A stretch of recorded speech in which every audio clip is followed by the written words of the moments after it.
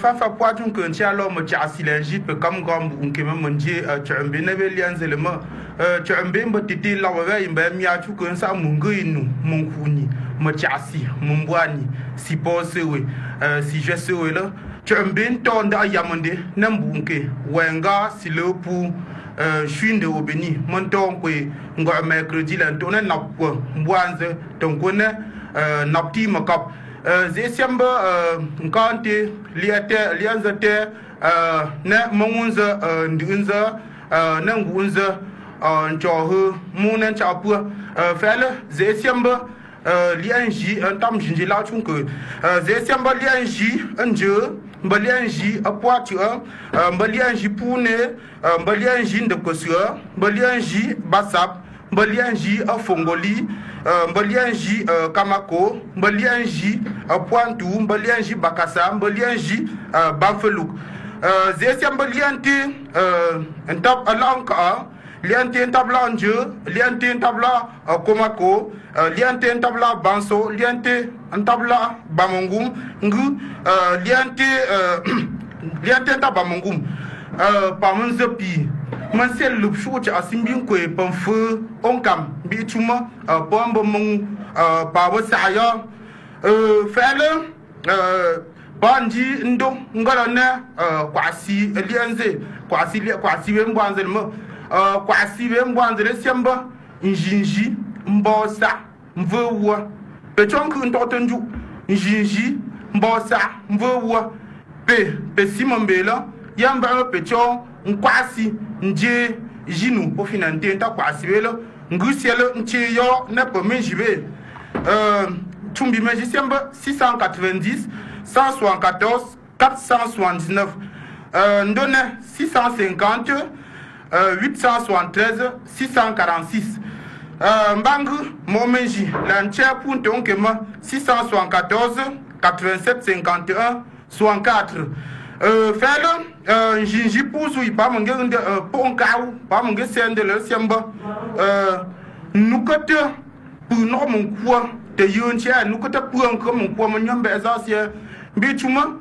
panse nje ma pombe pu anko mon to pu anko te ma la mon chumbi fi o mon zimu mon jima melo wonzila mange atugo dama ya ze ya limba mfa ya ze o mon zimu te ku unche ya mange anwa shi hambula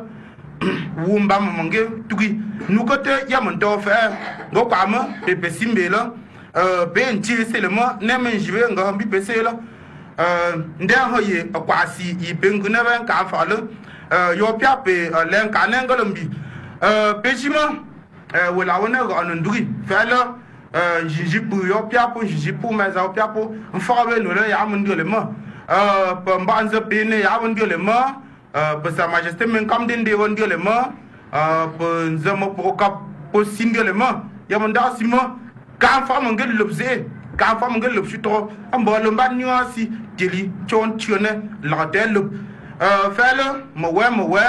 yamba mo ha rumbi pombo le ha ya shui ha yi tronganze ndam mbungbe se rumbi tuma yo piapo mon gel la nunde le ze ya yu ya mo we se ru mandu ba ru si in kosio le me ko in kan fa ambi pa le sende lo ngon sanne mo we ndi ndo mena pe we pen zamo po kablo mende bima zamo po kap samba pa yu chonga zamo ka gapeno ngam simbo apa men kablo si Valérie Mina ne hosh in simbo ne bembo anzele ende ne so ya chonga zo mbi pratunke là pepe me jimal tchenchenu ne we tonzole mangasi yota nto onzala ne we ne la funga ya ba man chama pa na se menu ne ya ba man chama we ba yi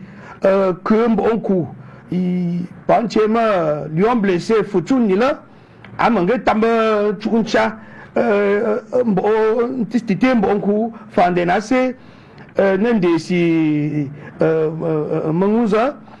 pia manchama puachunke pochuntune michuma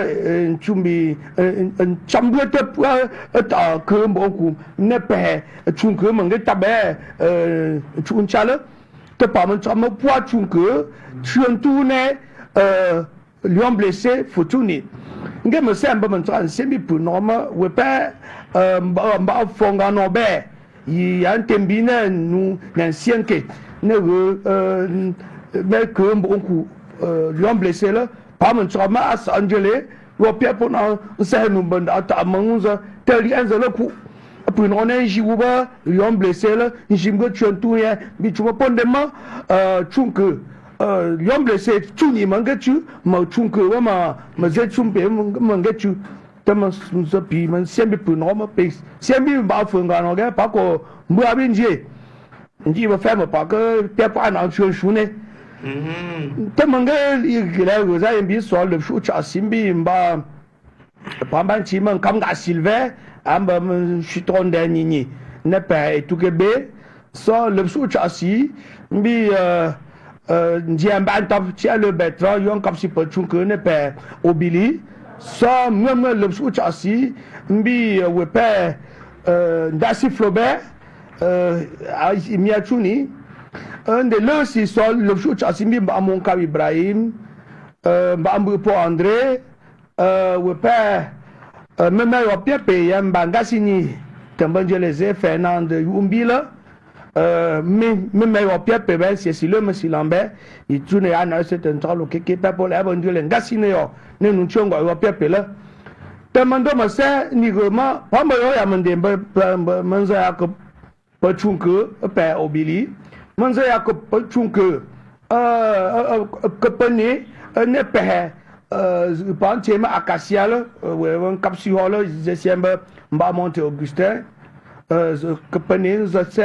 sele be nge mane ba yi pam ban chema que pachunke obiri ngan tusi we pa njiam ban tap chele be tai pa chema an sa pa man tusi ma vi pe da mula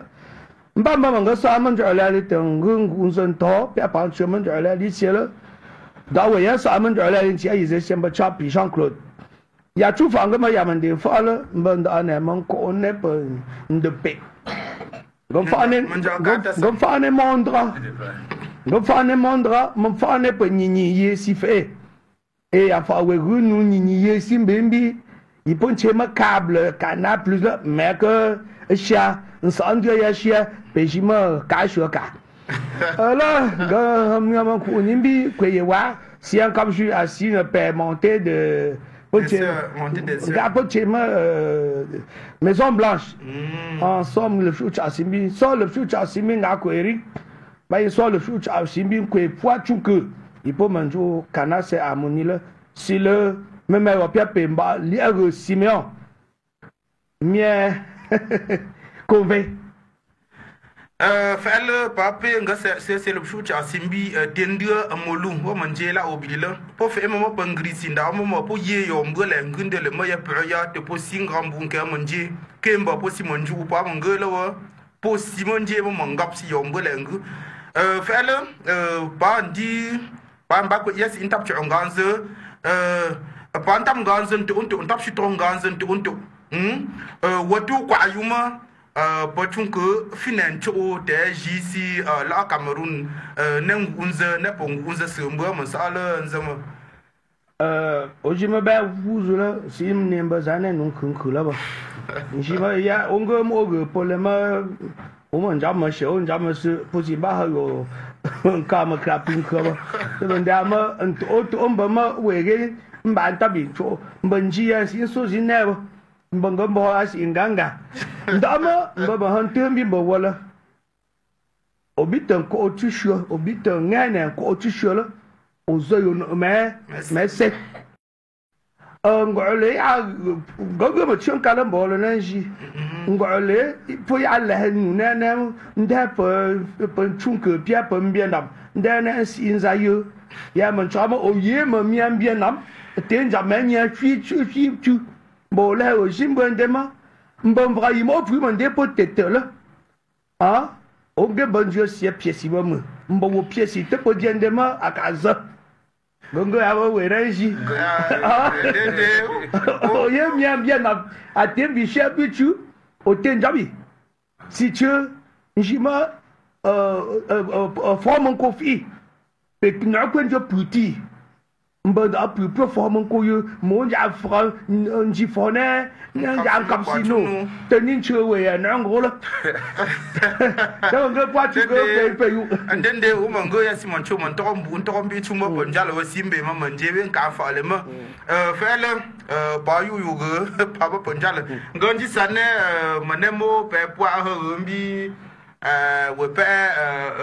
men kam dende la sa majesté le ale he ya shu ban so ichonganze temban so yiwe ye ma chunko financho de jisi ngo kamro la ngimbi na ngusembo ya masala rumbula sa majesté nga pete pumeza mandembi pumeza mbo anzala mbi mbo wala mbale ya kunje wala la bon même bi so ma nga ya tmo fumbe nje ma bon sin fa si nda ma to ya nran kon kunje ye banche via bila ma sin kapsele ne ben de zele wa bi chuma ya le bale mo nye si de sa angele ma ga ma man mo pe banche ma dwala la mbala bon ne pe la tan nye si banjele man sin chen fa bon va si ye pour mes enfants bon tu m'en fa bon guto ba tu ben si la pe je m'en fa bon kumbalo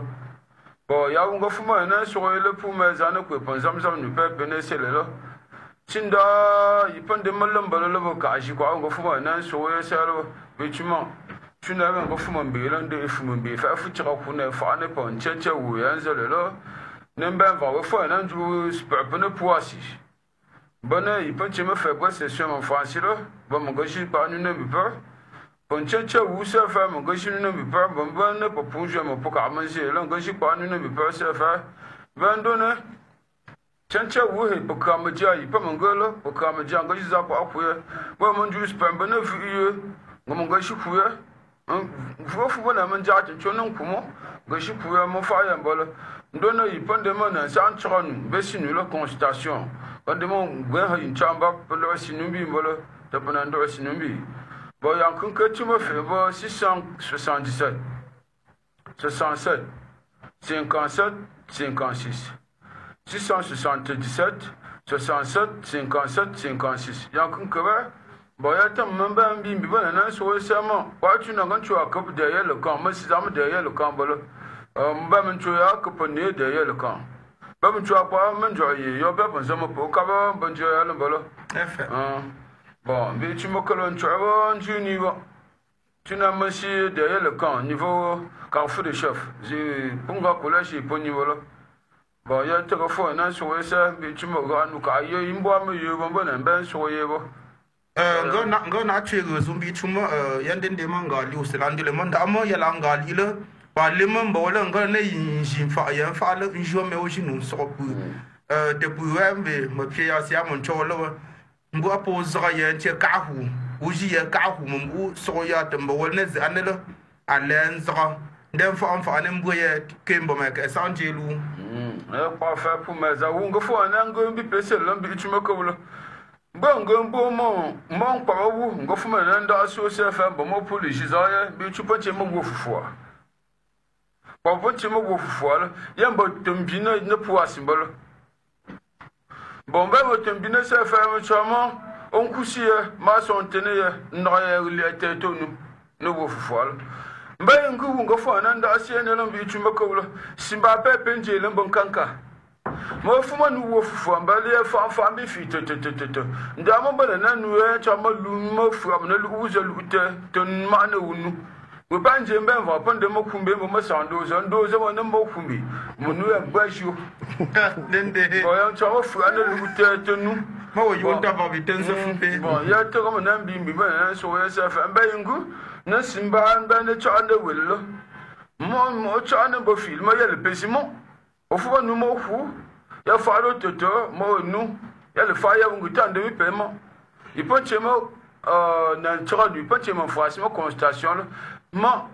bon ben fa pour n'embe pour ngo chinu ya bipa na mo nga ngbo mo ku mo pom commander na mo sa so tu ya chi mo tu ya mo po ya mo tu ya mbo mo cho kunjongal mo nje me kwa mo koro bon ya mo fa bo mo ngo chinu ne ba bo na fa me n'embe we ndone sefa na iba gango mpene wo fufuala mo ba fumo nu ya gu sefa a chwa mo janga akamjo mo ba inu ya sefa ni fusia ndo ko alo Chezi ban cho yo ko mo chemo wo fufu mo wembe ko pambo se mo njwa mo pomante se ten njwa fa ben shi mo ne mbe sin chane mo wenje mbe bo chane na mbolo Njibon jachasi anje ba na mbo te shika kunga ambilo tenja shi ya ngu to yemba kwa ne na fa position ga shi ne bana na tuition we da mun ganja ye ka shi an dole te shi ka ga te no lo ndinde bo ya bongu tam de mo fa position mo we de mun ganda maka ku te na fa mo we de mun ganda mo papa fa te na fa andu ndinde sin chego zuwanda ma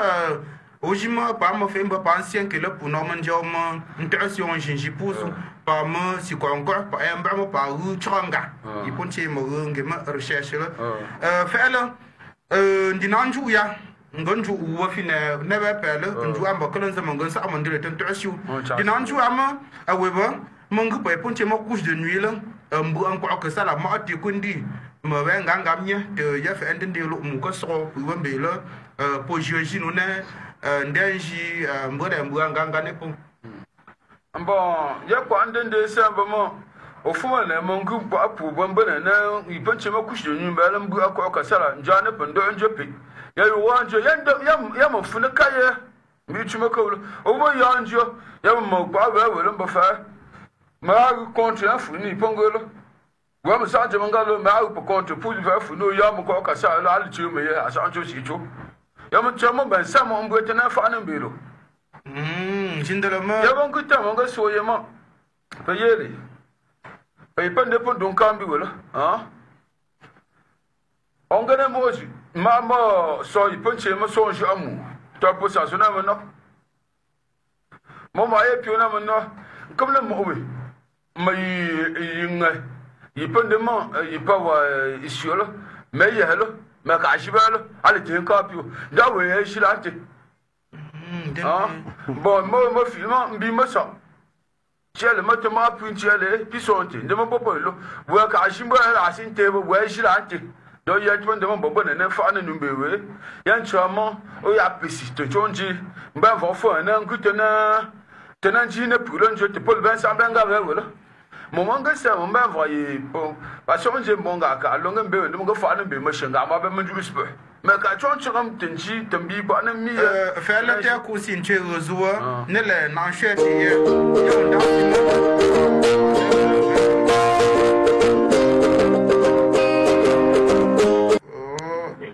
Wallo. Wa manchelo. Allo, wallo. Wuchoko mba wuchoko. Mba wuchoko. Mba wuchoko. Ah, o man che o na peli. Ah, mna fusi no ya mungumba rezo mo na hambo besi mo chonju wo. O ma man sam ah o man che o te man sam te pe mo le na pen sam. Ah, pa pe te ke bua. Pa man ju ngulo. O man ga te sinu bi sa majesté. Ah, pas mon Dieu. Tout petit monsieur, sa majesté, comme ça, tu es vous êtes comme là. Donc, là, tu peux pas sa majesté. Bah, où on est ça, fallait on note comme nous, il y a bon diable aussi. Mon gars, j'ai appelé symbole. On va voir un bécilo. Tenant sur moi, bon, il y a bon temps, mon moteur, bon, ça, mon neveu, on va faire, il va le faire. On dit qu'on cambo. Nous, c'est qu'on cambo, on tient les. On retient du peu, on passe où ça en bois. On Julie. Comment dire, sa majesté? Ah, bon, il y avait. On s'en fait. Comment on dit au Ganglou là? Ah, bon, qu'elle a fait 677, 67, 57, 56. Voilà. Parce que mon frère ou mon frère fille, nous avons un peu de s'embêter là pour bien voir, pour ne pas si, pour ne pas jouer ma si là. Quand frère, tu as un peu de s'embêter là. Et vous me faites. Ah, d'accord, tu peux jouer. Non, quoi, non, quoi, non, bé. Ça, si vous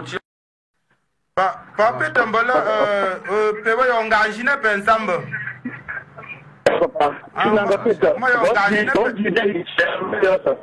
Ana.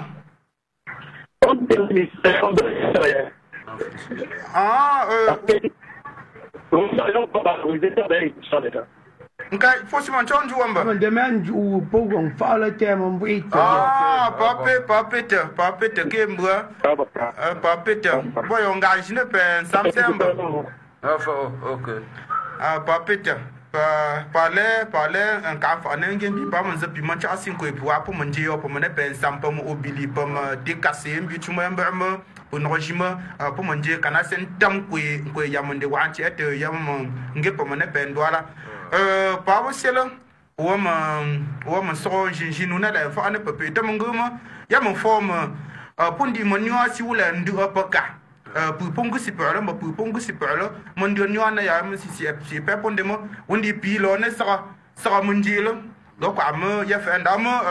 ya mbala lo mo bia li sho mo besiem bia li sho ye ko nga fo mo tasu ngo mo tasu mo u ye mo ko ye u ye we te po chung ko ngo tin jabi nang usembo ya mo sa lo ngo tasu nang ge mo na pen kun kula we aha voilà ngo pete pour mes awu ngo fu mo na so ye lambi tu mo ko wulo ta mun kan di ishi tambamba amule lo ya ba fili mba ya fune into ipo hambi ma ya mulo yante po hambwa nga shu ama pi kasa ipo chema arabu lo ya mo pale lo se fili po mo no uze to akashi to pa mazo tan jamba jamna 1994 bana ya mo mbo wala sa so puto ndai mbo wala so puto ndai mbo ya ba finche po nang ban ngali lo ya seli ngali lo ya sefi po mbwa mo su ya ne lo pour le ben va fo na mo ngu piesi ti chapele ngu to yetan ko bana mo umbi chuma mane bala nde ma ngam ga chu ma shang de ngam ga chu ma shang ngalo ya sefu mi ya metu mu nda chu zaye mbolo nda voteza da uzaye monde amo ka jan mo bo wala bo bi amon a chu na yimbi pe mbolo nda ya ngo fumba soyebe. OK, papeta yela ngor saide yela ngor saide ngom nju mo ngelo nzoma la ngor saide pa ma angisa pa sa si wo mo te mbambe yo wala papa dedelo gan tosi ne mo njablima ya ma element mo prembi chuma que pensien que kana se ligola mu ndeni ya mo prena mo fe ma bango mbi jiradin metie nini wo a pa dedelo te pa nang terenden je tenden ka fa ngembi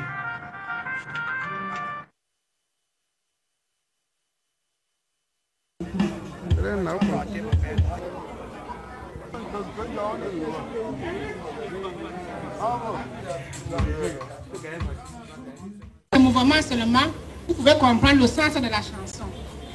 Nous lui avons emboîté le pas. Aujourd'hui, comme il n'est plus avec nous, nous sommes venus chanter pour lui, pour le repos de son âme. Nous supplions le Très-Haut de par nos chants de... Oui.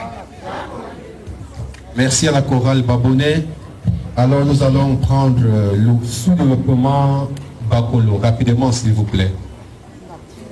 1 minute, je vous en prie. Orphelin de ce conseil, orphelin de tout ce qui était programmé par ses idées. Mais nous pensons que le Seigneur, que son âme va reposer en paix, et le Seigneur nous donnera une autre personne qui va nous accompagner dans ce Dieu travaux. Merci.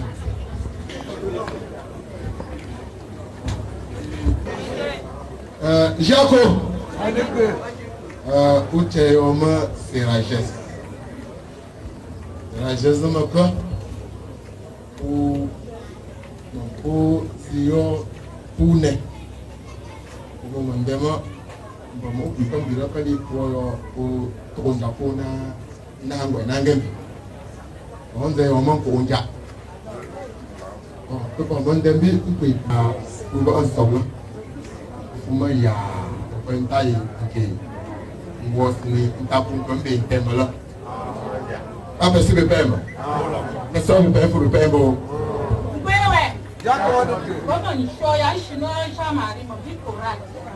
kama ndemi kora no tito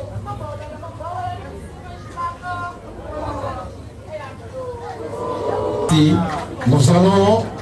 prendre quelqu'un qui a longtemps cheminé avec Papa Dédé. C'était son ami et ils ont partagé beaucoup de choses ensemble. Papa Théodore, s'il vous plaît. C'est par ce biais que je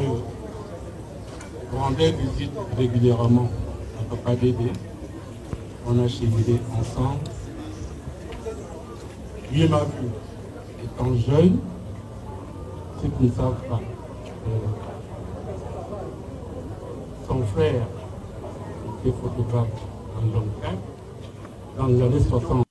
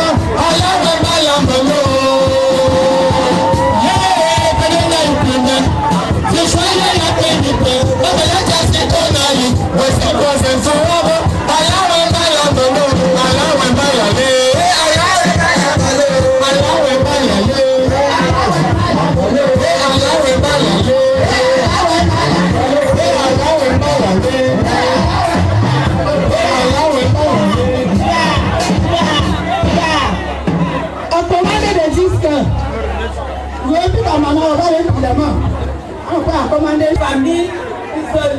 cette poésie. Notre meilleur, Rosalie, l'homme Pierre, Papa Dédé, là, Papa Jean-Marie, Pemanjembo, Paka, ça et des moments, ça, si vous n'avez pas d'aider en guisalo. Parli maman, j'ai bien qu'un mot pour maison, conduit, un tout mon mbenda yo nela mba nzapene la mangam bin zapene mas amba man ahaya shimbi panen soyi chonganza le phénomène ya ya tramo konde mo mine mo troli a ko to mo mane marche gawangele ya ngamba sina che iwe ba fuse yire mba jo mo haje de ne ba habela de ne ngamba be ya ko po fike po onka pour pouner puis le ciel puis tu vois le coup ciel hande et simple so ce que c'est beau, on se trouve en nous. Au général, on dehors. Au planier familial, à soi, nous avons la haute chahabo, j'ai un planier familial. On a eu un mot, le sédant, au montage, on a tête, tu veux, vessel, et au au lieu de on passe ma mémoire, on va ça, mon gars, plus mon gars, mon ya c'est ce qu'on peut nous voir. À tout moment, on va pas me voir avec les Sénégal. Oui, c'est à chaud. On va se mettre au moment au coin de. D'accord, pour se dire un peu nous là. Et ils vont gagner sur le père là. Pour se dire si il y a un ose. Dinde pa pete nga pelune zu te pa na nga nzan do yo mo patun ke ngo chiantu mo na wotele ngo kamuna ngimbi na ngusembo msala ya man bala hala meno mo ban kin ke ole woyi soli fela ungo fa pa buwa wanje olo si pa fu chu ungo fa we wanju la yu fela ngam chamba zo pi so po achun ke mo me yo si mo lo chu me on de le chu mo chu ton dente ma pharmacie acacia zsemba pharmacie astral fela we mo nu mbayen chewu la fa ka le po ipoche pa parfum pon kwa we mo nu mbayen chele ni la a golem acacia a golem dente acacia nkunke misemba 669 480 227 am fait mo kahu mo chito kahu mbi che ponche mo 800 maladies la fait che mo mba kon che wulon fu no nde lu ana lute nzo mo posika su so ba fele ban chinde le mas andele mo siko andele mo nambe si mbua huwe mbo ponenza huwele mbambe si mon che jinjipuzu ya mo fene ben gantelo ngondi mbale rele mbi mangombi mo mela aussi pourquoi les mais ça me peur assez fait demba ban chips mbi pulo mbi chuma assez mbama me we père un fou si le merci lambele si le merci lambele no sen chakalo keke ndamandi no fa ma mbi ba ma asimo siebo mais nche yiwo mangeza ingo chiche pa te pa lende puzu na ngala mbila fa te pe manjema yo pia meli wasi en conseil nous les ça me peur me feu ngapelo pa te o changanza moka aya ipupa jima se simbu le so wa tu yo moka mbi chuma ga kwa man da mu aku ngunza le chu onto o yo mo ye a wotembu apo chunku chu yan tu ni de le ngo Cameroun ngala mbi na ngusembu masala ne bal donc jamba bo wo ko mesela wo ko sala do mala yi acho sa angwa acho nyo sezo da mo yamba mo zapi so ma un sa che ba fe mo amon jalo o mange so o mange ro no go si go no tapu fa le mo zapi mo cha si ko tende mbu nzinga wa yaunde le mo cha si ko tende fo cha mo tu mo cha si ko tende mbu pwani wa yaunde le te mo sanne mangombi mo mbe yo mo shi to mo nganji Wasiamba ba cha wali ala ta mangombi me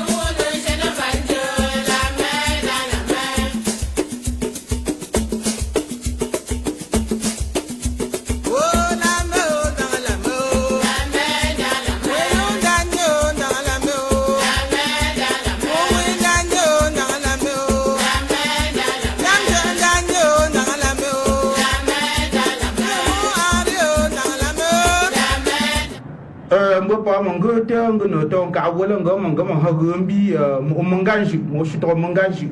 won tayonde le asembo mba o choli Lyon to ngombi ma sa ambo ba ma na ho yan fimi pa na so yi chongan sa ambo ba mo nga penondia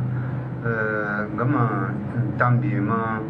ncho se ki po chung ke ka njo la sa yo pa pe na kana sella mambeyo nambra yi punga que moi Wednesday manjin ka fa le mala mai man tambi nanu che man che se kui po ti anda ka yang di la man sien bi po ma ka rembi tan tro ngama ya ka ne nje ka anda se pa na nde sio pa le we vele ma alo wa man chelo Rwama je furo. Oh, ça me fait Rwama je tu as me que nga cha ti kwa chung ko wala. Te kembo. Tenen ku ni pian den dambo ngana chirombo no. Te kembo. Ya to ban tu anjele kwa che nga ko maklo. Ga no ka tum no yo pe pa mbo cha mbulo. Yeah. Te mo mandemo ko ta ji zele mo kala. Pa man to se la maya mangula te wono to wono limba man sel mi tu maya ze pembe pu man to pu mba te me la si won chum bi fa ba ye fe tu ne de man je pu ko chi pu le mo do sel ni je mo ma sel ma ko da ya ma chu ma to ala chi ma chu mo ti ya chi ma wo shu bo wala an jom ko to ne mo ngi wala shi alin da ma o ko ma lan ko ma la alin ga yimu ya fa ko mo ba man tezu zen to ko be te la mo ba yo ta wa man tin bon shumbi ne ma papa to o zen i go mo lin go mo ko ti ko pa bon ga wa ba la din te ya fa da yan sa pu ko to ngo buana yo to na man ha nang ka to se won zale ko bu to mun go ba no ya ne mo wala piani de no na yo ya go ba na cha yo so bi fa lo ndende pa peluta bi tuma kwa go njalo tum fu sele go voilà ya ndine ba fele pa man chasi ko pu wa ne o pesele chasi pa yu njendi o pia yu pu ko te mi pia ko yu zunga kam de wona o pesele on peta tu va sim so pe wala lo ndende pa pete de men dans le roi maju merci bien merci ok pa man chasi ko pu wa man ju yo ne pe etugebele mumu rumumbu te o me yo pia pichi ngam ndema ngam sembi bachi ndra mangama man anje ka ndra yamdi je ka ndra pinche mo pita central aka mungu aka lese tenti lo kiki ko gembi tendui to fu mandema yama ko to mbapu leina no njesebo no bukai si de bituman ke tamchinze ndi temendema ya mia ti ala ke yang dela ajima ko ti andan zako ka ti punchama brigadier la nasi punchama total brig la betul sa tam ka total brig ya ma njam total brig donc on a tout ça en test nous la machine fele ngapete pa man tam gansen to unto ko ayuma pa chunke mba chuntu mane wotele ngwa kamrune ngalam binang usumba masala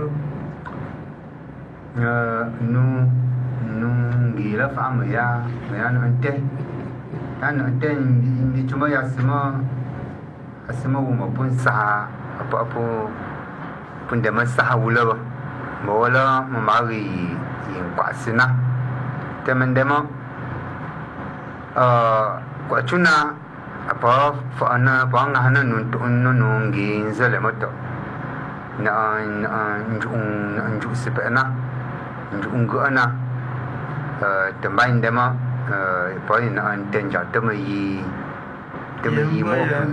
mo puisi Mungkin mana demo na lianza zelema kafin ba jia kwa wai pa problema dama vai da wi pa fumba lelema bola jima amanjinga anga nchuma pai ama kwasima pa pulano finance ala da wi nga fumba ya laba da masimin ce ya mesti mencari sungguh maziwa. Boleh wayam kuasa maafin belah nufi nas asiram. Mapun curi. Ya mancuri. Fa'ala fa'ala magun jala tunggu lembi cuma jala sini nanti se invandam nawa. Fa'ala teman zapi mencari website cici juga asi menacap ko bili menjadi kaafale mencari siasi emo asil makalang kue nandang melen pi vien dia manje ngka faale ba mo chasi tef chesi nando bilipin ko itende wa mama nje ngka faale mo fela na tersin we wonan ko la pali akesin zalo na ande pu no de pu na fela mbawala hayi kwasi mbawala hayi jinuna bichuma pa wanda da shi nufi wanda da la mayan gun ba lalali za su ta bi chun ban kwe da an wali sa an kwe ndole ma ma hajinu wa fela ngamo nda sinem on felima ma ya ma poya nyasi vox pop po chembi pasel palenje puzu ipu no on kwane wen kan fa ipa ma nsenu ne ndole la Vox pop yamon buna mon fait là au tiers par l'infant n'engembi. Géraldine.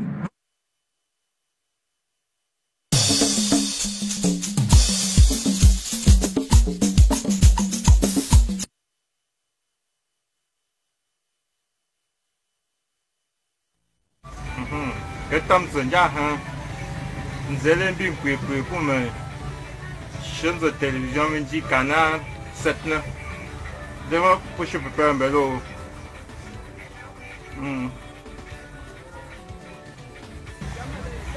Já me zalante a minha vai um grupo. O jimba já nunca lá. Aí por uma alguns aí por família muito contente de ver. Por eu me ele tá a nós em Charles o que fala não é só um pai mano. Ba para o homem go. Depois nós vamos par exemple, normalement, quand on a beaucoup là, sont de c'est mon quoi pour parce que on a un profit. Moi, me où tu ne vois pas l'autre. Pour moi, pinka pour longa pour le faire de moi le beaucoup. Mon que toi ça tient ya chembe ya zone teli ya pour. Toli tem de ne mon goût l'autre. Moi le beaucoup pour comme l'autre entier. Pour ta maman mon cas et pour le faire de moi le beaucoup. Ouais ta vous me faire 100 francs là. Yang macam pantai, macam bak, fala, engkau le pu, engkau tu tu le jo.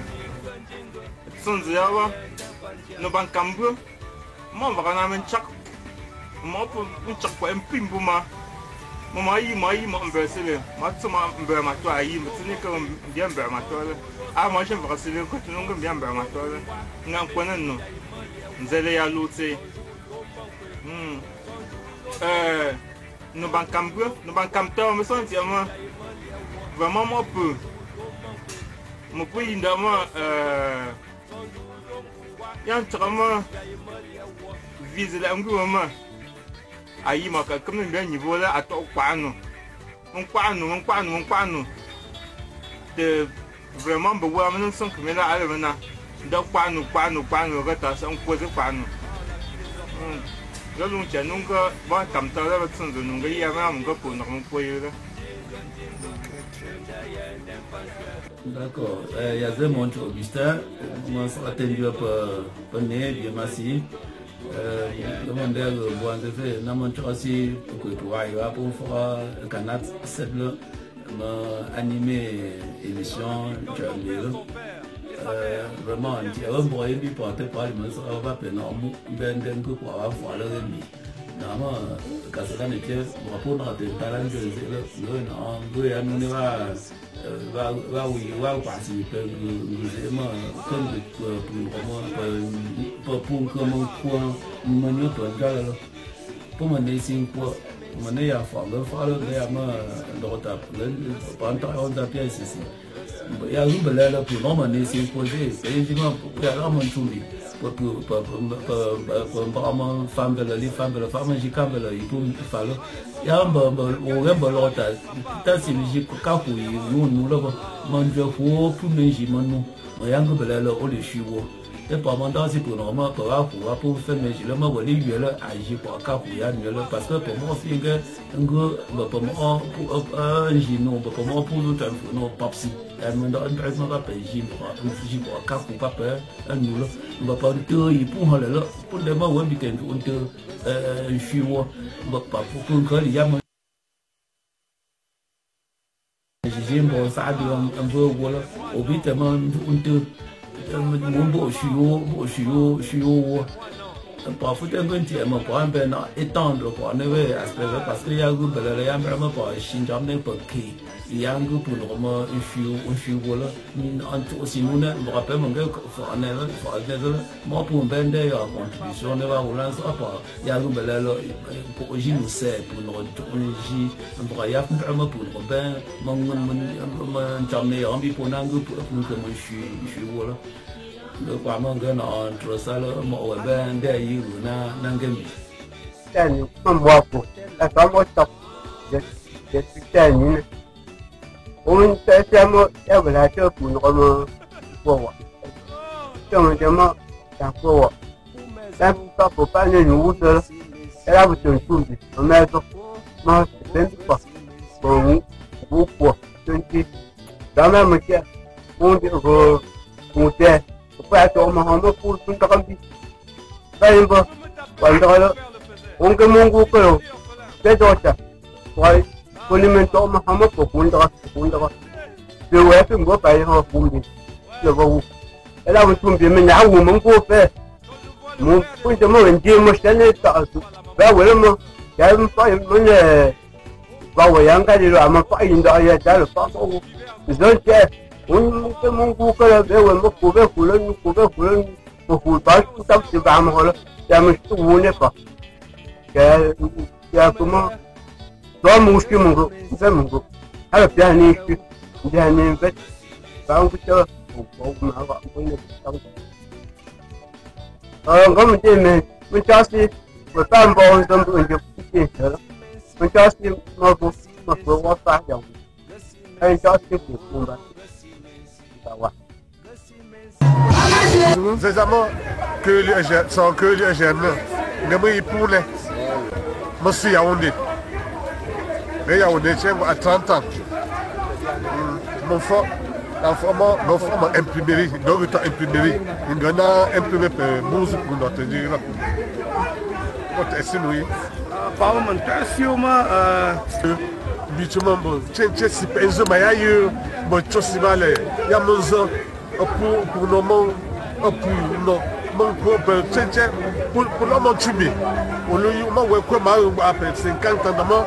zé on a un petit ma ko pe chocolat pe produit chimique il bon zo le lo tchenche ko alba we si c'est mo le ma pied mon mi fa alors ngeti ba ko c'est relax non à mon passé sur famille on le yi a tué c'est fa non quoi non stress mon dit moi moi on vous dit mon dit moi moi un job puis là où là y a bien dit à tout comme je dis pour aller te pas man sur ta numa oye mambo bourre makambi pongwewe te pon amba man chiwo be après mbi la man chiwo là gwewe là où quand là tu sais on cap gwewe non quand vraiment non ils le bon à je me l'endroit kaba ja uko bangelo bituma chenche buzu ba dikwe chenche buzu chosi kwezo na vati tu mo pour on doit tout ça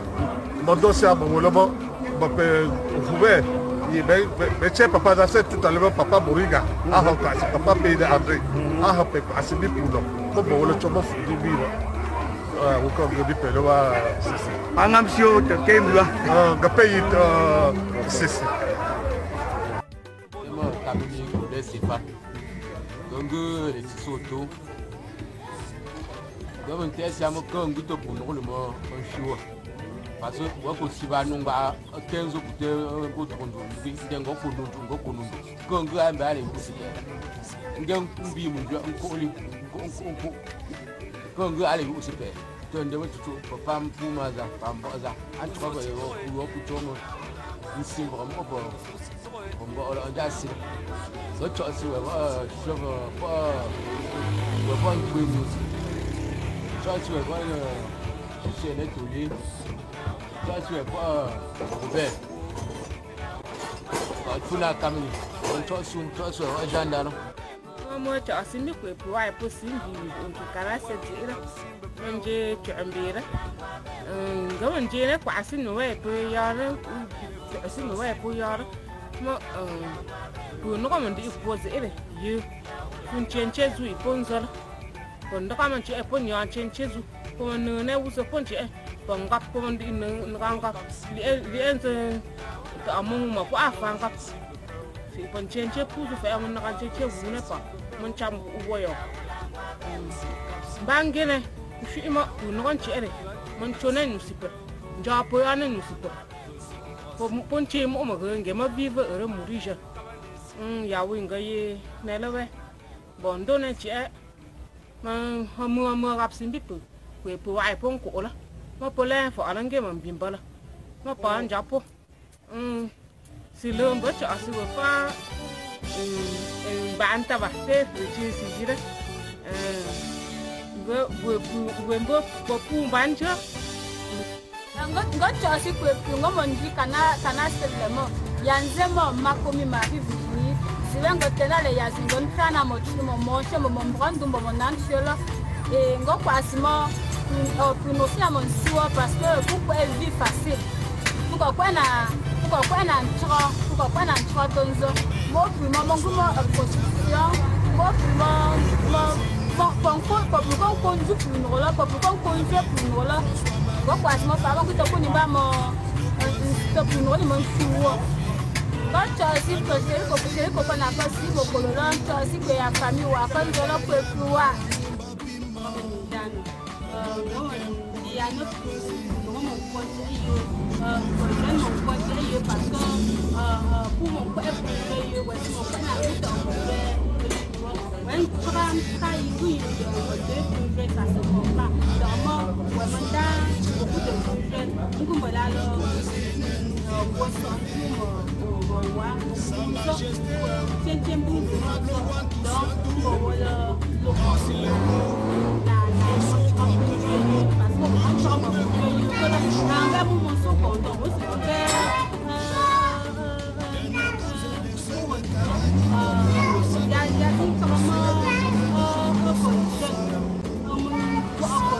que pour avoir les pembo hanji ambi pane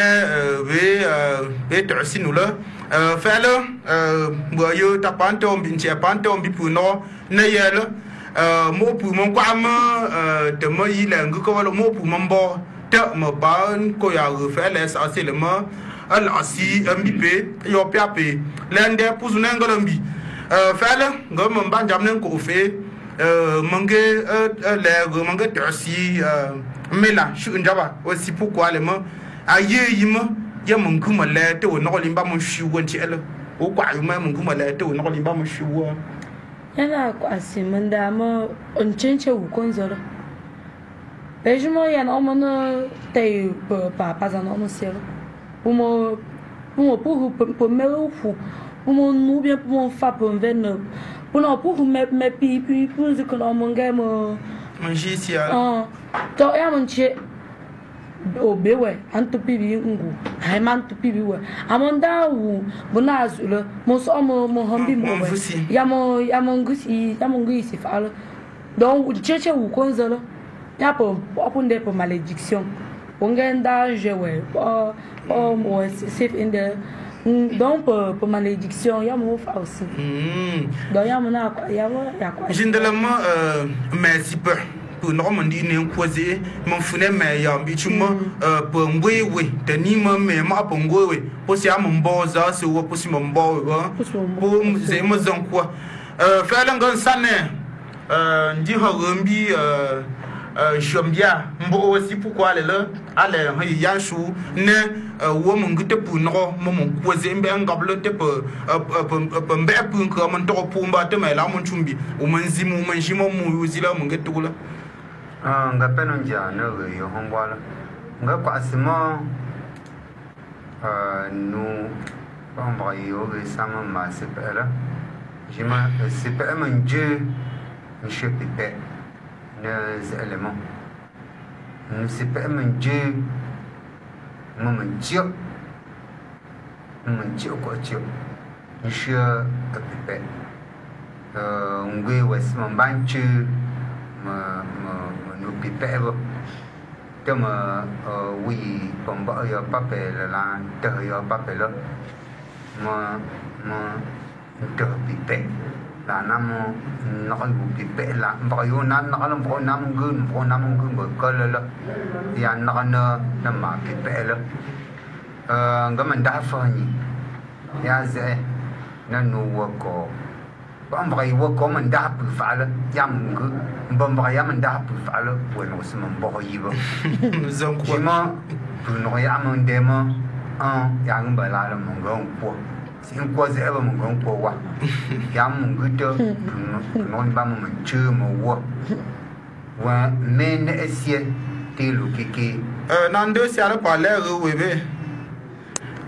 wa man chelo ni jana ke wali India. Tiens, Jona. Ah, ça me peut pas Jona. Non,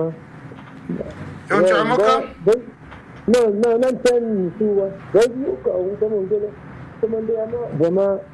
par exemple, pourquoi on va encore là, nous allons faire ça. Parce que par exemple, nous avons parce que bomani zenzo ube meme yo wuse o solo po tena monga asita wonjolo ya mongo pona mamboso esipata po mowa tena nguko ono na nje nsoko ono na mbuzi ekeji ndende no donc asema ngaimusa wango mama mo pesa mo siku na ntengo anise pa machambo kene pondio ko ama siasi ngwani pa ya pa anta kwasia pa mu kwafa ya mata amba anisa sina ngamo ya la voma o mana chako nga masi ngo Maryland pa pelota sia cha simbi ko pa mu nje yo Maryland selo no entonces punta te por favor me venga un bolo pa se cha simbi manyo ngasu wa siamba yensa zu falo cha simba li mari mo okay mba mo ga mu cha simba li mari bisera ndo andu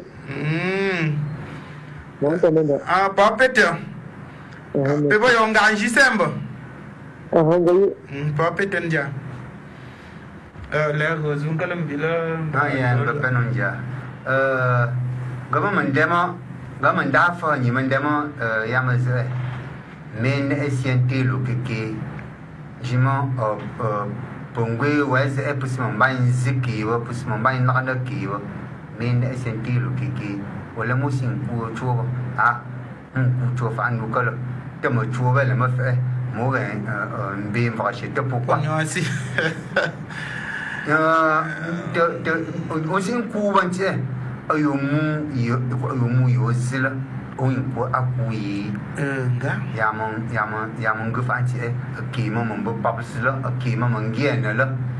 yamon ga la mon ganga te la so da mo mongali iso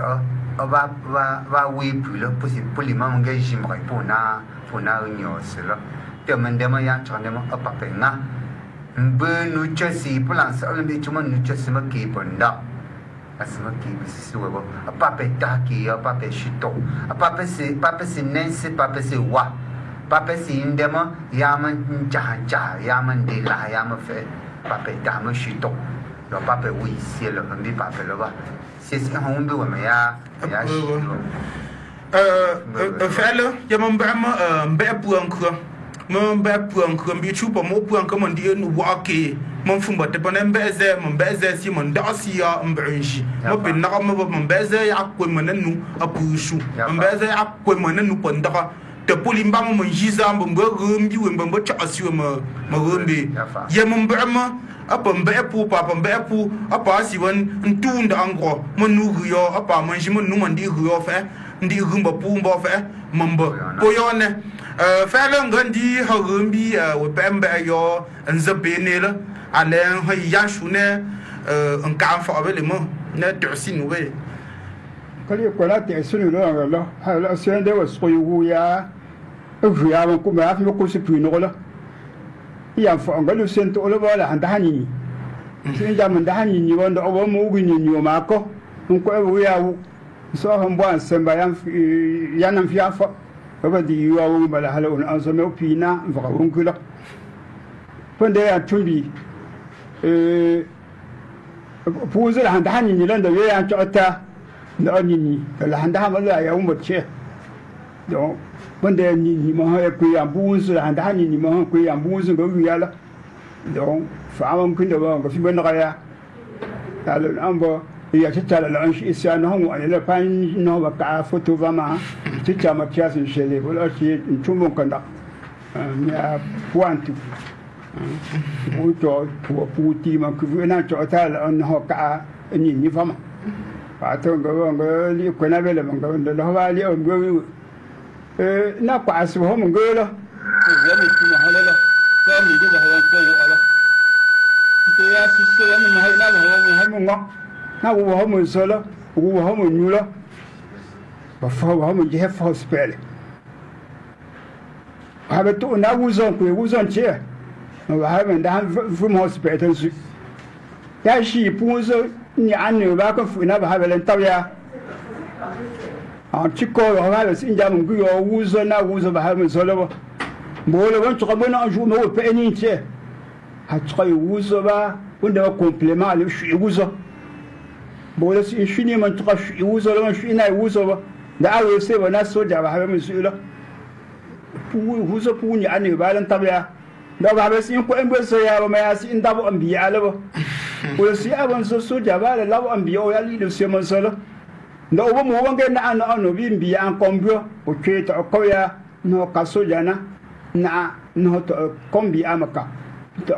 ko li zoba ta ala si sho o won ho to ko so jana ho to kombi ana la ana ko la nde go be welenza walo mon kwesi posi kwesi mbunkewa bichuma pengu fa be wana mjemo me unchi ambi pa le na to chinje ho mun tumna yo chongo e mangena i chongo e banda ya le ko no yo pu ho mun kendo ma wa na sie que de vitesse wa ha benal si o si ko en no ndo wa aji me mo ma wi avion ali mo yo ko wi avion si o ma shimba wi tan hangu avion la ndende ko nan jon mo ko en bo so sif mo ko la ko onde ko en sanam bona sudi yo tamisie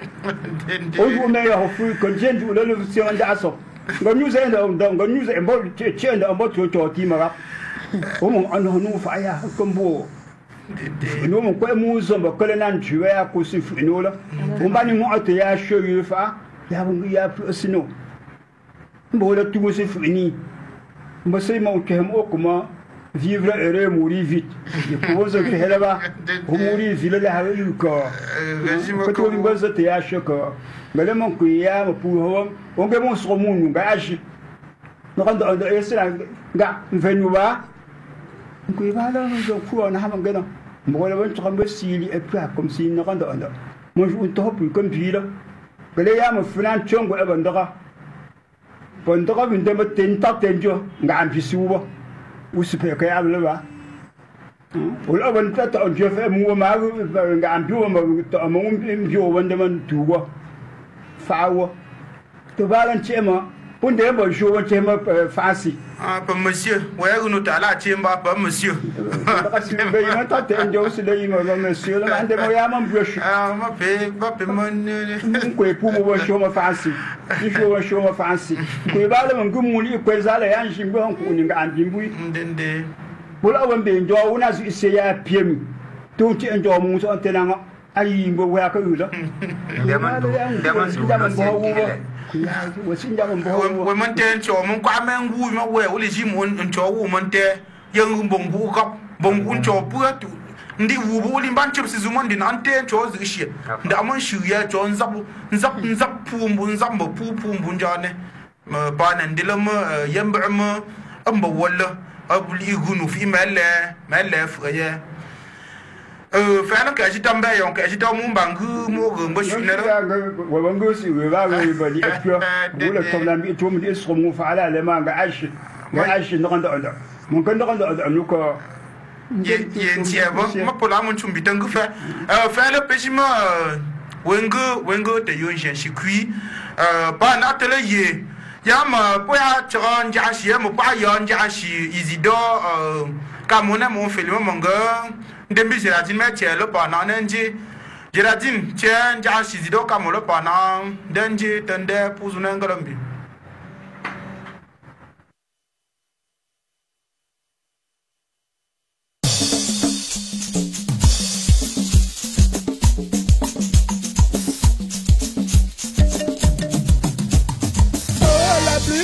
De ton show, maman.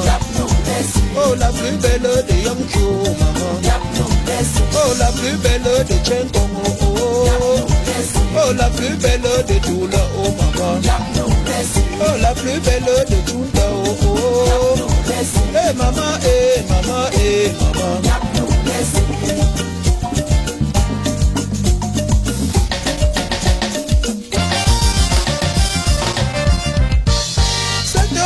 Enfants qui est souvent dans les bars et parfois dans les rues.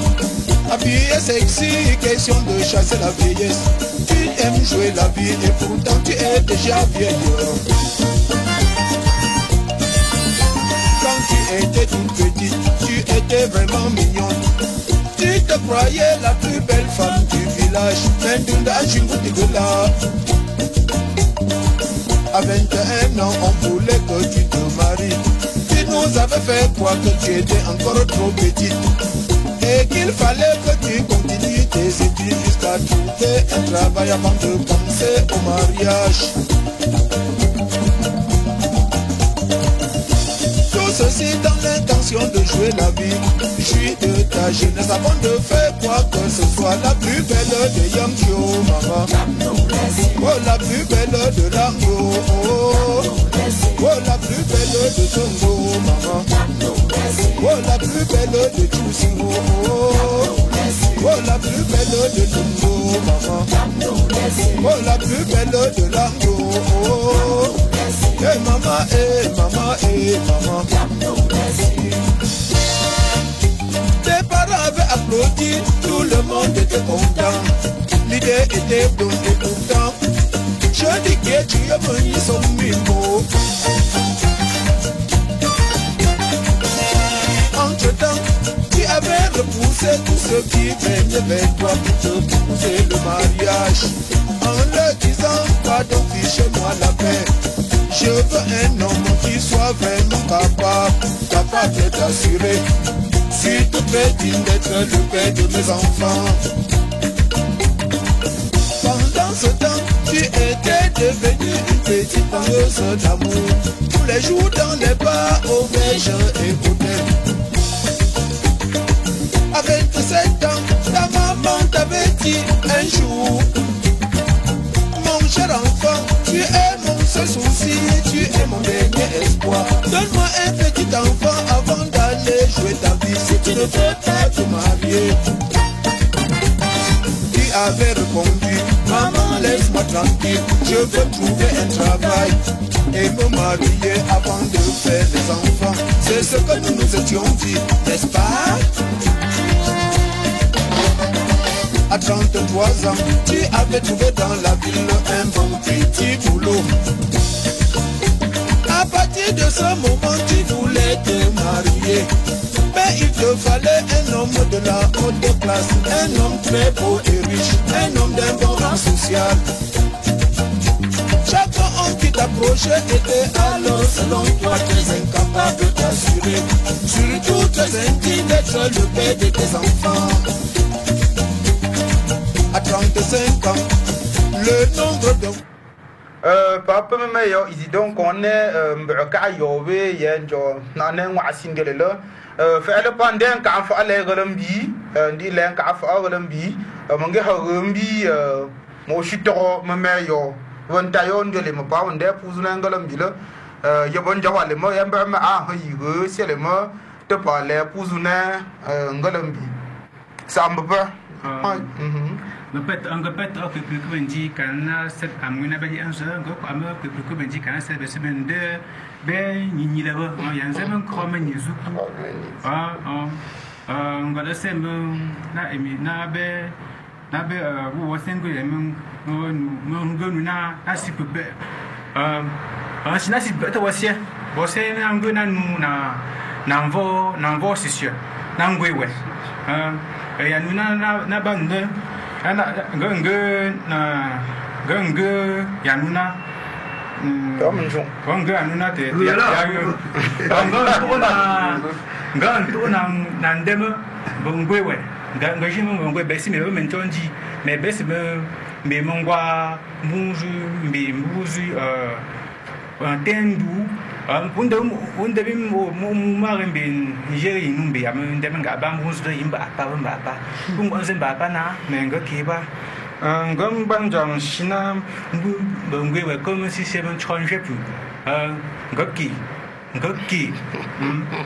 te numuna e pa bim chuma o mun changer we o mun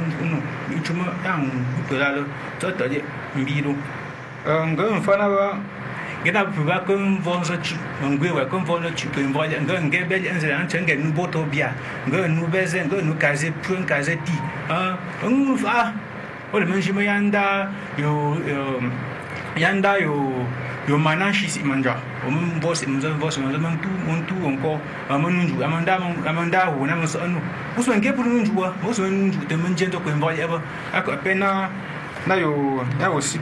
si nam ba kong ba we gaji bangwe wa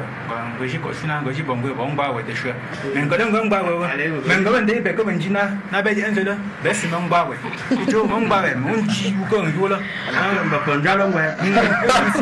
ko mong ko no mbu ba min ko mong ko no mbu bi men mong ko no mbu bi ko tonju ngen inje chinjo ko ason ko asin mbu mu le mbu la o si men ko ba ko la o si chuna berpura ke sistem asla nggak yang jauh jangan siwam mau panci boleh mengpanci us menjunu masa membusi mendeng wes itu anjur si menggal mencuri cincap kewel cucu ndele manda anda aku le mangyo honu bi osia si senda ya no ngwewe manju ko si ya mo cuma ngasi mbu mo wala ngu ko mendele benji na piwa kan sisia mencheche bu kan dele bumba on ko fi ole men ko fi ndabe mi je nan ko ya mo do la mo na fi ngama ngaki ba cuma unda ba na mongosi nchenche mbuzi ndambuzi na mkwenu na ngena mo uzi masasi ti mangwe mo kunde man français mo écopé et ya le membe anchoma wala nzabuza manfumo mako vena ben système d'engrais face hamburger maka yanda mun kan chite musu men gumba to le grasse men da ben chenche mbuzi na mkwenu o mutisi nje kiki ndama pe ba ba wala ngambi ngamule ba ngansia sen parfois un ngambi petit njo c'est si me fa et c'est très bon il y a que na santé mais tu sais mon gamin njo France na nganga fa ngwe wa kan si me pour mon chon ji la me bo mon ju ngama ngu nanu sikipe gaban si sa bande gaban mamba ndeu man tomba yande ndeu mangwe we ya man ka fa man pe ndama ndeu man to amba mu chesi nande si oji bande wa pour mon zale man jon ndeu man bomba ça n'a que fait là tu me vous tu me français mais concurrence ben peu concurrence mbu no si li amba wala si ina so na mbu za ngula ko si me no ma twaze o le me go tuna ngo yaze bombo wa yo so fa unda cho me unko mfa mayo si na mbu zo me ngula mbu to onji o senu le wala ko le me ngo yaze ngen kwenta ba secte comme ça là pas de événement voilà pour mon quoi si pour si un quoi si bon que peut que faire na mon bien manche faire là ya prambo pe ya prambo ngwe we man sien ko ebe shi tronke bange ngwe wa an ko ebe ntiu de lam be chuma panja lo futango ma bangwe puinde ma panja la ngo fa andi chuma yin chi ya chi dia to ndamo ngwe wa man sien po ben ke de la ya per faire là comme nge sana ni ha rumbi sa majesté men comme dende ala ha yu kwasina ka fa azema sa majesté rumbu bon go peut pour me za ou go fo na ngo mi pelo pour nous nous poser yo si je numéro ambo si je le ambo ya ngo te pe pour nous mon poser yo ba ngo ba manje ba po wuzo le mo ba ko ji pour nous yo bi tu comme ba po encore libre to ya ba po encore libre to ya li ba si je to ya yo ba ngo bi tu mo ko le po wa bi pe pour me za njele fun ti ba ko ngo le Boto ya bi tu me colle aussi ben bosé le même ben manger vrani allez je vrani je bien je vrani gajabi ben non c'est fait tiens le ben benje ngongo nu je bipela je vois quoi fuma mo ndende mo ben tu mo wala fa bel ngo nu wala mo ju wo mo wodi po mo menga nge ko le ma jo suis bi tu me colle à ben y ben vrani ngute wo ko ben ça ndi là bi tu me colle woko la fuma fa ma ba se fa ma ya ti ateji ma le gumbo woko la ngo nda ba president na te ti na ngo lo ngo le le fi ba fu de wushe mu ma yitam se banku la ya te ko fuma pi be na so se pu ma za be chu ko bulo ka fo yo ba bi chu mo si se zo ma gambo si se zo ba fa ba mo position bo le ben tro nu yo on kwa woko on zo ba si manga mo wo fi ma botom via le fu botom bi bo mu mo fu bo zo la fu pu wa bo kon fu ndo ma ya be ngula ta ben bi fi lo ya le bi fi fa bi tu si je ne bo kwa de bo mo ngbe fu le bo kwa de bo mo nya ya le fa bo kwa si o bo kon je yo wo ko bo de yo mo an zo bo de da bo ayo ya bo de fa bo si je bo de you la shi ba yi wo ko bo je lo wo ko bo de bo se le cha ne bo yo le zo bo do ya te ko fu bo bi so ye ku ga za já fait partie de pour nous que pour you pour rester là à part pour nous sur pour nous tapon de moi pour nous on si se là bango fait pour nous sur pour nous à l'endemain alliance ma vivre heureux mourir jeune il pongo là pas vous quoi wa anta fait là ga sanne ha rumbi o chutron kap yende là ama pon kap mo mbu pa kayo manuap kata salenje ni sindio kwe ben fa kwe ben shi fa la ambone to mietwit asemba wo penza mo po kablo nga ha rumbi ale ha yinu bi pa ne an ka fa le mo rumbu nzama nga ngapsi apa men kam le si Valérie Majeur nem vula zapene han terceire pour man choma majeur pour si chema mineur ya manda asima le tu nzama parler de mo wala ya temvra walo Malon dan ambuan nanti yo papa. Bang Amsi. Ba Mongka Ibrahim. Papa sisi pesen da apa awan pesi silopia. Bang Amsi. Pangai ma putalan jo ya mang gitu papa lo membuang saya pesi ma taksi ya uwa. Don nanggun da papa tena mang shushu. On chowe wone chuke le che. Ngon chowe kan fa tuke ya ga mam dilabo. Aha. Moi, là, il y a pas eu de bois, il y a pas eu de pour on peut plus de il y a un peu voilà, on a eu ça. Aujourd'hui, tu as mis ça, c'est une petite amie. Quel homme c'est? Papa, tu as 5 pour voir ça? Pas possible, pas pour une pas si c'est là. Tu as si un mois, tu viens que tu as si hello. Ne pas tailler. Fela, Gandhi par mon par mon conduit, mon gars, c'est pour norme. Un chimbi 674, 87, 51, 64, mais il a un tiers pour ton quai. Oui, tiens, mon bon dit là, dame, pour mon chimbi pour les moments, il est l'entier. Fait un bit pour norme, l'entier, mon chimbi là, mon bois par l'air, à royasser. Fela, Gamba, si, conduit par mon zama ou mon gars, ou pas, chimbi par mon câble, à tirer c'est le nerf, il y a chimbi pas. Ngam simbi na go zi ba ojima afumba njole ma ya pambi o pepe dama mbole kope mbomba ngene pro wala nzote miendro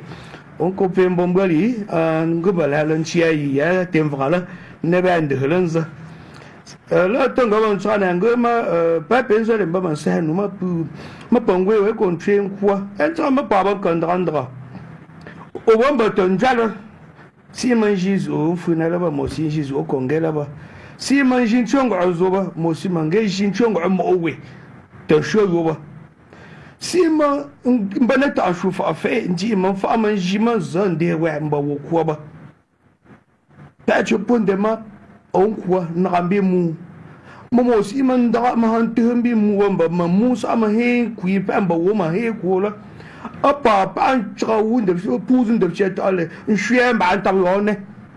masin da mun bine mu shereba mamo we si ma fa ayeba da puno chemba mon kwama a ma fa ta chu fa fira men tra mo po chiema da zezine de tabiton kwa ba chu fa lo kwa ya mo sa hamba mo men tembi men je mo mange pe mo mange cause un fambi mbia jone ya mo ngutu no man kwa mo we man zole mo asia ma ha fuzi pa ya isi ha kwen fa an kwa mbo fa mo kolom go fa nda mo we chambre fo le fo ni ma mvra zo fo kam jo shi an bu shi she an go la mbo yo go ri fe te mo sia ba ha fuza ya bin chuan jama we man kwa na shi isi mai ya chufa la a pia ni nge wa ni yan shi isi nji man fan che mba me ge wa ni ye o we ban tin je vra ya man ge puzu man ge la le mba yo ka ba yi pa ma so la e wu ya man ge ndep che cha man bab si la be e ya man ge bab si fa man fu man bi pan ja la ge de ma po ko de si ma pun ko ye fu ma la pun pan ja la ba si ko nda si manji mba manji mbi pun ko ba ndanjala film de ma mula go gombi ala yu mo fu gombi makka dala yu o shiman manan banu la be pepe man jongole mala mu man shin jombo ndagu tangu ole su gola ala jimba yele zale nguti ala jimba ale amangeli venture to lo ku ya no shui et pour ce pas de me yan trama apa man si ma hanter mi pun comme da si ya manji si aba yimba pa ya ma que te la je me pas dit point coup mba po man da ya na ngembi et pour man dit hen coup ya po ya man dit gun zam cho ko ma minti j'ai 45 ans au po di man de ma chere la pozi e ben je po mo ani wonza le je ma panjala yi ma pu bon gun ka ya la po man shui wa ma po le man fa fe tumbi man tra wu anda pour que c'est un peu mon trop si man va pas manger mais n'y a un peu pour le jimba moi on va le témoigner dans bo yo même qui était dans top show moi pour man ça le moi pas pe aller moi yo ko kwa yi ndin yi man ta marécage man brasa ndari ndin tabye police ba pas jima de chez allemand yema mbo wala asin chupui tenen gen shui pondem bo we tinge tiri yun tenza mbola gomen da fa man sin an tuba kwe pu no ya run kwe ye wa fu ba pu bon pon bi po ma man tap chap ko la po man ge sin nga shuwa te pa ma ho man da man da an tu te pa ma bi pun ko te po la man shu ba si fa ba ma panja la pa za pe ni a go sere gon chup si ta wa go an de mala papa de go la a po chon ji ya ba ban ba zu po chi ba yo pe ba yo ren ta yo te men do si nge zo fe jo ru sa men zon de wa po le ban po le ge fa mo men de bo mo nge lo zo ga la ah non nge ba pe pe ben shi ma mo pu zu ba ba ya si men cha men tem shu pe pe ba mi chu pa ma he he o si de mo nge ba nya kwa chu ma pe li ha le ba ya sa ta lu ta ya sa yi we sa te ba mo de che cha le bo le ka ko bo si ka ko ne ba mo da ya sa yi we sa lo zam ya sa Bon, je me vois, on a fait un peu mais là, mon papa de notre cousin qui a un peu il y a beaucoup de gens qui ont fait le nom, mais aussi. On a vu ce fait. Ah, peut-être, il y a quoi, Ronja, il y a Sinjama Mbron, qui aime pas de you, and go Kwama, and Bolan, there's Ishiti, and then Shetty, then Shetty, government to Mane. Namayo, Shinjapa, Uquayamba, Shetty, Uncle Wapu Finango sell, or Finango, you make a shetty, Mohamontus, you won't go make a food, Simon, and Shetty, you know, Seraph and Jello. Nanda Fandeka until Simon Boom upon her room be shown you. I heard you may to Shetty. Baby, come and see cast money in a bit more. Yaman go and remember way. Cinder and we were rather come and see on a member. About Sanguinas, number here. No, what a singer, no punch, no green wooden under. I see my first name. Manjunta. As a many number color, non boy in shoe.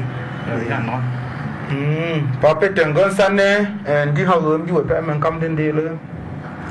voilà, bon, go pete pume za go fo na go mi pese lam bi chuma kala mo go pe ngwa kizi bolo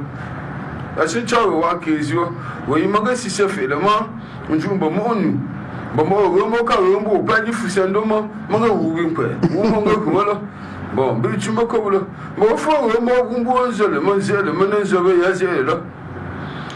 ol fusendo mo ngu wi fa ya pe la felite to chicken kuli pour la fête to chicken kuli to mbo wa meli da melo o pe po ni se fa singa je to mo di cho mu fa oh no sen cho lo ke mo to into mbo mo vola se cha ma nga lo ba vola ze ma nga o le ban kum ne ba chi zo la ko nga lo ne bo bu ngo fu na ba cho so se bi chu mo ko lo bo mo ma nya mu fu go mbo le o bi ya pa fe lo bo fe lo ojima ndende njawa pa pelute mbi hante ba ndone se fa mo go mbo ba to mo yangu la to mo shelo go mbo fe lo go ba go mbo pa ko lo pa ni da ya chi ni ko ya chi na mo lo okay pa peta pa ha mbi we pa zama po kablo ale ha yi ashete sindana ham ga pembi pangwewe apelo ganda yumbi fena da ngu chuno ndi chuma panji manjo ne manzi pa zapene manzi pa papa de papa angam ni le bon ya ba man chama ba pe man sinjab ndi ma fa fa yes ya man be yo pa li sine mon fe man shima ou pa le chue sele ya ko na ba pe ba so me le shu cha simbi ku pe simbe ma ndi kan fa be le man pe ba yo ngan ji ne nu chue ngwa yo pe pe le kam ni ba le li pu ma yo tan de si kan si man ben chi ya pu le pe pa ngwa chue ngwa yi ya le mon ji ma an ko na chue ngwa be pa wa ten de pe pa ngwa te man da si wa ma mba mu mba njala pa ngwa yande si go pa pete ngama sanne ma ngombi we pembe yo choli olion lo fa yu fati anga penunja nouvelle ma lan chat ya lewo da wi pa fimba wala man la hanta ni hamban ta yi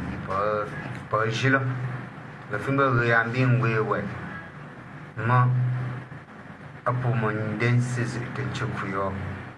nyima ntoha apanja ke ya wula pomba pu pama pu ma pe han to mi pu